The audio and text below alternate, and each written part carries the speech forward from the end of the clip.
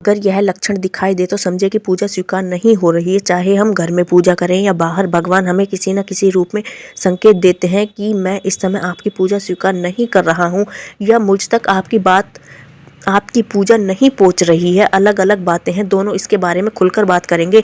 अब हम तो खूब पूजा पाठ, दान इत्यादि कर रहे हैं, फिर भी हमारी परेशानी दूर नहीं हो रही, गरीबी दूर ही नहीं हो रही। याद रखना, ये मजाक नहीं। जब भगवान हमारे घर में आते हैं तो वो हमें आर्थिक रूप से मजबूत करते हैं, क्योंकि आप सभी जानते हैं कि बिना धन के कोई भी पूजा पाठ नहीं होता। जेब में पैसा है तो ही हम भगवान के लिए कोई भी फल इत्यादि खरीद सकते हैं। जब भी आपके घर में कोई दिव्य शक्ति प्रवेश करेगी तो सबसे पहले वो आपको आर्थिक रूप से मजबूत करेगी। घर में शांति होगी। शांति भगवान श्री राम की बहन है। शांति संतों के चरणों में निवास करती है।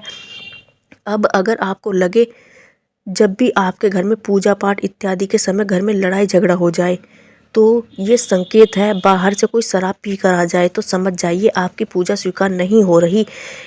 दूसरी बात, आप दीपक जलाओगे, बुझ जाएगा। बार बार ऐसा होगा, बुझ जाती है। देखो, कई बार तो ऐसा होता है कि कई बार धूप की क्वालिटी अच्छी नहीं होती, फैन चल रहा होता है, हमें अच्छे से जलाना नहीं आता। लेकिन अगर इनमें से कोई भी कारण नहीं है और फिर भी धूप बुझ जाती है, बीच में ही रुक जाती है, तो कहीं ना कहीं वजह है कि आपकी पूजा स्वीकार नहीं हो रही है। कोई शक्ति है जो आपकी पूजा को रोक रही है। अब कुछ लोग कहेंगे कि हमारे घर में तो कोई भूत प्रेत नहीं है, या कहेंगे कि क्या हमारे घर में भूत प्रेत है। नहीं, मैं ये नहीं कह रही। देखो, जो लोग बाबा श्याम को मानते हैं, बाबा हनुमान को मानते हैं, उनको ये जरूर पता होना चाहिए कि उनके घर में भूत प्रेत तो आएंगे ही नहीं। पर हमारे पितर कौन है, जिनको यही नहीं पता कि हमारे पितर कौन है, वे प्लेलिस्ट में जाकर वीडियो जरूर देखें। भाई, वीडियो देखनी पड़ेगी अगर अपना भला करना चाहते हो तो। अब कुछ लोग बोल देंगे मरे हुए पितर होते हैं, मरे हुए पूर्वज होते हैं।